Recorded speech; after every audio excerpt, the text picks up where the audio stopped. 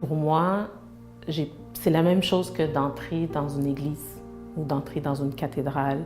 Si je rentre en regardant vite, en regardant tout, on aperçoit certaines choses, mais on ne perçoit pas vraiment. C'est la même chose quand j'entre dans le Triduum pascal. Il y a beaucoup de choses à vivre dans le temps du Triduum, mais l'essentiel, c'est vraiment d'être en présence.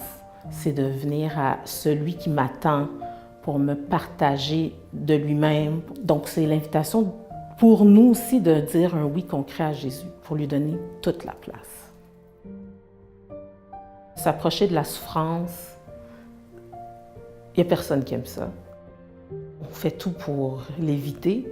C'est ça que la plupart des gens autour dans la passion ont fait. Mais le cœur, c'est d'être au pied de la croix et de choisir de rester dans l'espérance.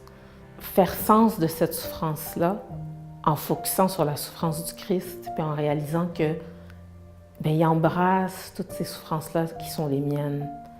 C'est lui qui a été injurié, c'est lui qui a reçu toute l'intimidation, le jugement, qui a été rué de coups. C'est pas lui le bourreau. De voir que le lavement des pieds, là, c'est mes pieds qu'il lave aussi. Puis le dernier repas qu'il prend, c'est avec moi qu'il prend aussi. S'il y a bien une place où le Seigneur accourt pour répondre à ses enfants, c'est dans la simplicité du cœur qui souffre pour lui dire oui. Réponds à cet appel-là, viens comme que t'es, accueille. Le Seigneur, il a dit, il frappe à la porte. Si on l'ouvre, il va venir souper avec nous. C'est ce qu'il veut simplement donner la vie, puis se réconcilier avec nous.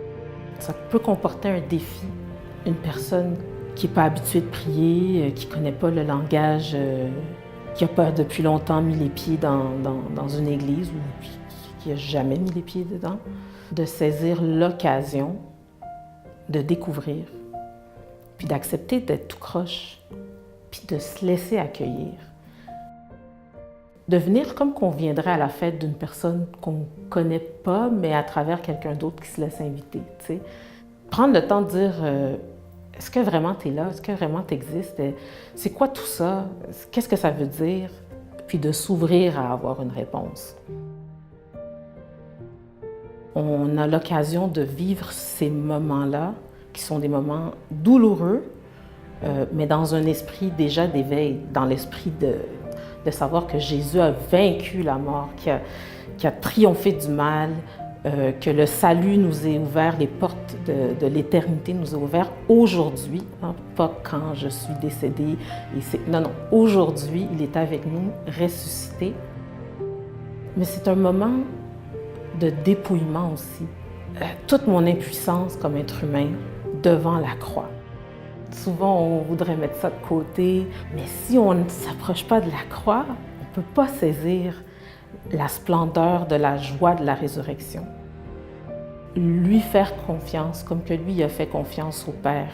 Il était dans le désarroi aussi, il était dans l'échec de dire oui en étant dans le désarroi de notre vie qui n'a pas toujours de sens. Dans l'invisible, dans l'éternité, Dieu est agissant dans notre vie, si on le laisse passer. Je prends Pierre. Autant que Jésus lui a remis les clés, autant que Jésus lui a montré sa plus grande faiblesse, qui a été de le renier. Mais Jésus ne nous abandonne pas dans ces moments-là. Au contraire, Jésus revient le rencontrer. Mais avec nous aussi, il fait la même chose. Jésus m'appelle, Jésus me le dit, m'aimes-tu vraiment? Suis-moi, sois bergère de mon troupeau, viens où je veux te conduire. Saisir que Jésus s'est donné sur la croix pour moi, personnellement, c'est vraiment un appel à me laisser transformer en tant que témoin du Christ. D'avancer avec lui dans ce chemin de croix pour tracer des nouveaux sentiers de résurrection. Et Jean, c'est vraiment ce disciple-là qui a traversé du tout au tout. Il y a une proximité solennelle au cœur de quelque chose qui va devenir un moment douloureux. Il y a un mystère de gloire à l'intérieur de la passion. Il n'y a rien, il voit et il sait et il croit. Et Marie-Madeleine aussi.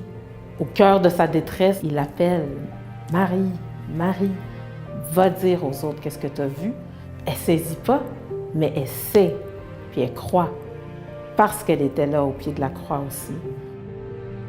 Ta souffrance, Seigneur, ta passion, ta résurrection, qu'est-ce que ça change dans ma vie? Peut-être comme un bébé, c'est un langage que je ne comprends pas. Mais un bébé, ça gazouille, hein? Puis ça chante comme que c'est. Alors dans la foi, c'est la même chose aussi. Confronter le Seigneur n'a pas peur d'être confronté, puis d'aller voir quelqu'un aussi pour dire « Toi, comment tu vis ça? » Il n'y avait que les paroles de Jésus qui avaient exprimé oui, qu'il allait ressusciter. Mais qu'est-ce que c'est ressusciter? C'est une attente.